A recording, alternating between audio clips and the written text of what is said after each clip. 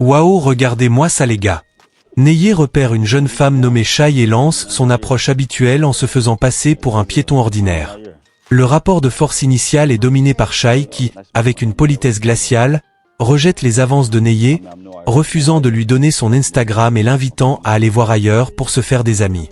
La transcription narrative révèle une Shai qui se sent supérieure, ignorant l'intérêt de Neye pour poursuivre sa marche, indifférente à ses compliments. Le point de rupture survient dès que Neye fait rugir le moteur de sa Lamborghini et revient à sa hauteur.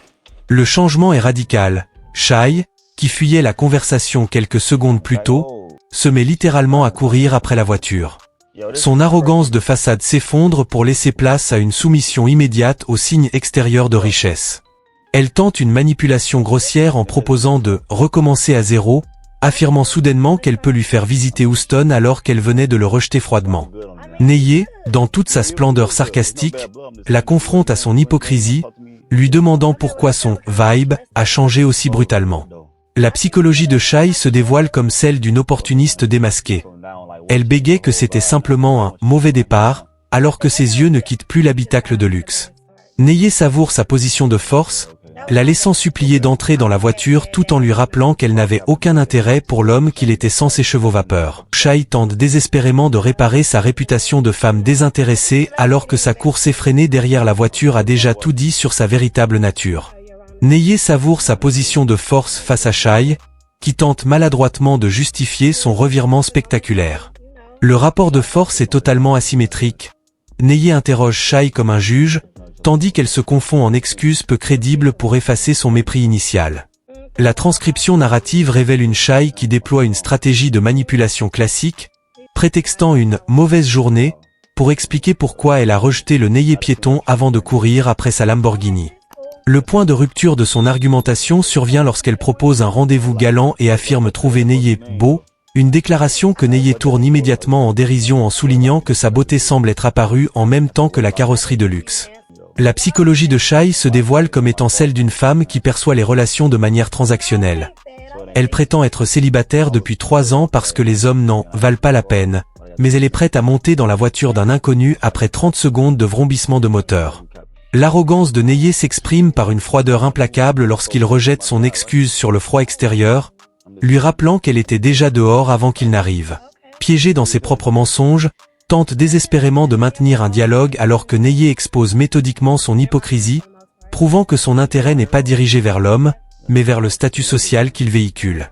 Neye maintient son emprise psychologique sur Shai, la forçant à se plier à ses exigences avant de lui accorder le privilège de monter dans son véhicule.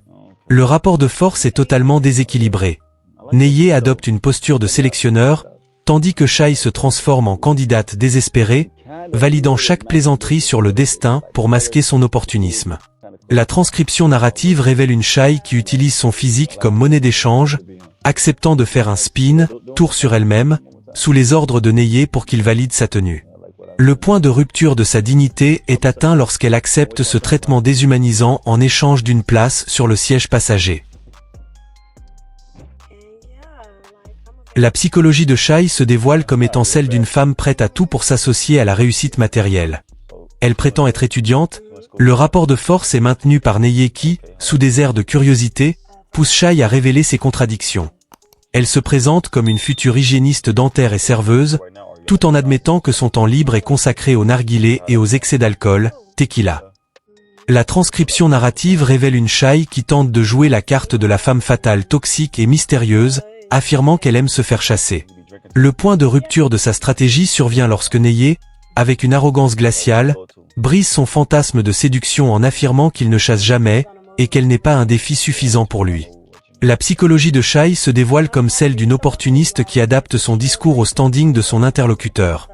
Dès que Neye mentionne la crypto et l'immobilier, son intérêt s'intensifie, validant chaque mot par un « j'aime le son de ça ». Neye rejette fermement ces jeux de manipulation, lui signifiant que son énergie épicée ne l'impressionne pas et qu'il ne jouera pas le rôle du prétendant soumis. Neye refuse d'être le jouet de ses tactiques de chasse, la plaçant dans une position où elle doit soit se soumettre à ses règles, soit descendre de la voiture, alors qu'elle réalise que son charme habituel n'a aucune prise sur un homme qui connaît déjà son prix. Neye accule Shai en la forçant à admettre la nature transactionnelle de ses désirs, tout en testant ses capacités à remplir un rôle traditionnel. Le rapport de force est dominé par Neye qui, avec une franchise déconcertante, balaie l'excuse de la « mauvaise journée » pour mettre Shai face à ses contradictions. Elle est passée du mépris à l'admiration dès que les signes extérieurs de richesse, voitures, bijoux, vêtements, sont apparus. La transcription narrative révèle une Shai qui finit par craquer et avouer son véritable objectif. Elle cherche un « boss » pour « prendre soin d'elle ». Le point de rupture de son indépendance de façade survient lorsqu'elle définit le rôle de l'homme uniquement par sa capacité financière, affirmant que c'est ce qu'un homme est censé faire. La psychologie de Shai se dévoile comme celle d'une femme ancrée dans une dynamique de pourvoyeur. Elle tente de justifier son droit à être entretenue par le simple fait d'être une femme. Neye, pour vérifier si elle a réellement quelque chose à offrir en échange, l'interroge sur ses talents culinaires. La réponse de Shai, un menu traditionnel de comfort food, poulet étouffé, riz, pain de maïs, semble temporairement séduire Neye, qui y voit une utilité domestique à son investissement financier. Neye pousse Shai dans ses derniers retranchements idéologiques, transformant une discussion sur les valeurs en une confrontation brutale qui révèle la nature purement vénale de la jeune femme. Le rapport de force bascule définitivement lorsque Neye interroge Shai sur le concept du 50-50e dans le couple. La transcription narrative révèle une Shai qui rejette violemment toute idée de contribution financière, affirmant que si son homme cessait de payer les factures, elle partirait immédiatement pour le plus offrant. Le point de rupture de la patience de Neye survient lorsqu'il réalise que Shai n'offre aucune loyauté, mais seulement une présence conditionnée par l'argent. L'arrogance de Neye se transforme en un mépris froid. Il lui ordonne de descendre de sa voiture, dégoûté par son aveu de mercenariat sentimental. La psychologie de Shai bascule alors dans l'agression pure. Réalisant qu'elle a perdu son accès au luxe, elle abandonne toute prétention de futur hygiéniste pour exiger violemment de l'argent, allant jusqu'à agripper les vêtements de Neye. Neye l'expulse de force, soulignant l'absurdité de sa demande alors qu'il ne la connaît même pas.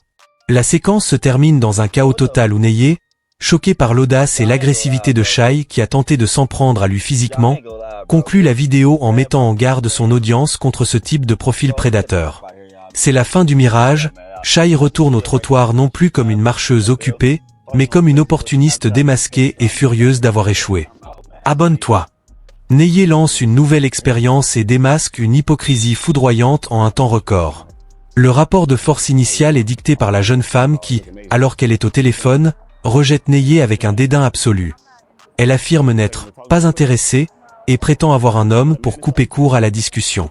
La transcription narrative révèle une femme qui ne daigne même pas accorder 2 secondes d'attention au Neye piéton, le traitant comme un bruit de fond insignifiant. Le point de rupture survient dès que Neye fait rugir sa Lamborghini. La loyauté envers son prétendu homme s'évapore instantanément. Elle se met à courir après la voiture, abandonnant son appel et ses principes sur le trottoir. L'arrogance de Neye se transforme ici en un mépris glacial et justifié. Contrairement aux vidéos précédentes, il ne la laisse même pas monter. Il savoure sa vengeance psychologique en lui rappelant ses propres mots « Tu avais un homme, non ». La psychologie de la jeune femme s'effondre. Elle bégaye qu'elle plaisantait et tente une approche désespérée en affirmant qu'il est finalement son type, maintenant qu'elle le voit de plus près, comprendre, de l'intérieur d'une voiture de luxe. Neye reste de marbre, l'humilie en soulignant qu'elle est passée du rejet à la supplication et finit par lui ordonner de s'écarter de son véhicule. Neye maintient une pression psychologique constante sur la jeune femme, désormais identifiée comme Don, en l'enfermant dans ses propres mensonges. Le rapport de force est totalement maîtrisé par Neye. Il reste assis dans son luxe, tandis que Don, debout à l'extérieur, tente de justifier l'injustifiable. La transcription narrative révèle une Don qui s'enfonce dans une gymnastique mentale épuisante. Elle prétend avoir raccroché avec sa meilleure amie, Homegirl, alors qu'elle affirmait précédemment parler à son homme pour rejeter Neye. Le point de rupture de sa crédibilité est atteint lorsqu'elle tente de nier qu'elle est en train de supplier, tout en insistant lourdement pour obtenir les informations de Neye. L'arrogance de Neye se transforme en un cynisme éducatif. Il souligne que son attitude n'a rien de authentique, genuine, et refuse de lui donner son nom ou ses réseaux sociaux, lui renvoyant son propre mépris du trottoir à la figure. La psychologie de Don se dévoile comme celle d'une opportuniste piégée par le timing. Elle a sacrifié sa conversation téléphonique et son prétendu compagnon pour une chance de monter dans la Lamborghini, mais Neye lui ferme la porte au nez. Il s'amuse de la voir changer de version à chaque seconde, « Tu avais un homme, non c'était mon ami », prouvant que pour elle, la vérité est une variable qui s'adapte au prix de la voiture en face d'elle. Neye pousse Don, ou D, dans une impasse logique où son hypocrisie devient presque comique. Le rapport de force est totalement inversé. C'est désormais Don qui est en position de demandeuse, tentant de vendre ses services de bonne compagnie à un homme qu'elle méprisait 2 minutes plus tôt. La transcription narrative révèle une Don prête à tout, proposant même de cuisiner pour Neye un parfait inconnu simplement parce qu'il possède une voiture de luxe. Le point de rupture de sa dignité survient lorsqu'elle affirme qu'il serait intéressant d'avoir son contact car elle est une jolie fille qui peut le faire se sentir bien.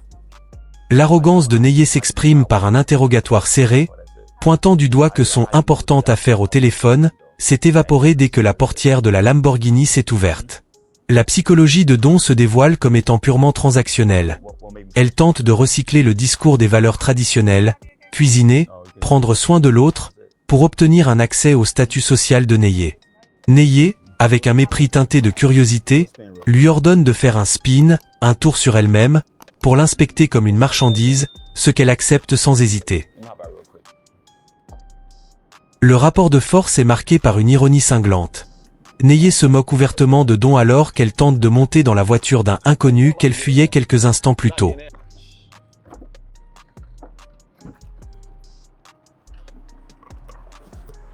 Le point de rupture de son image de fille sérieuse survient lorsqu'elle avoue son véritable métier. Elle est danseuse depuis 3 ans, un détail qui explique son aisance à naviguer dans des interactions transactionnelles. L'arrogance de Neye s'adoucit légèrement pour laisser place à une curiosité de voyageur.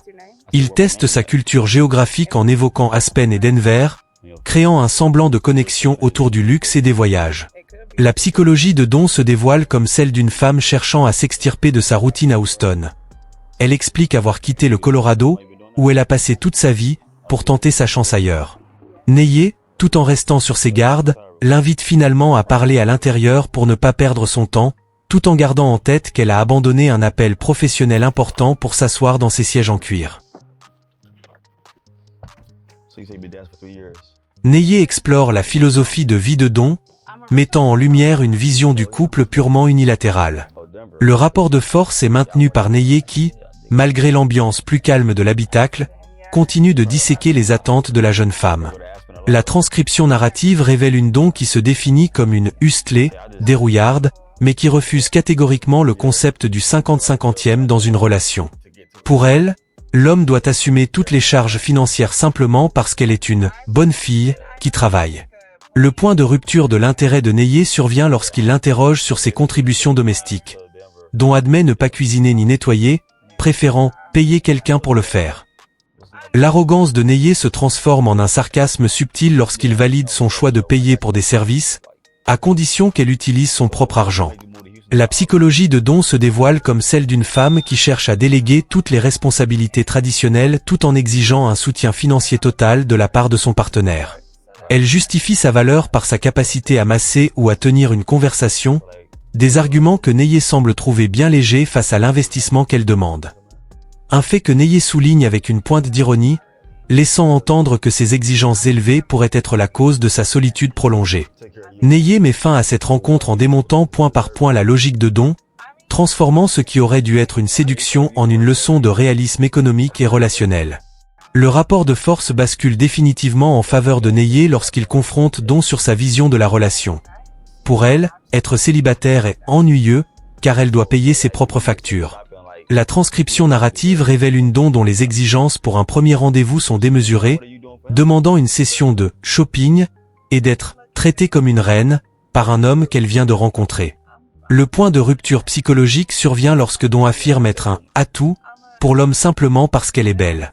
Neye, avec une arrogance tranchante, la corrige violemment en la qualifiant de passif.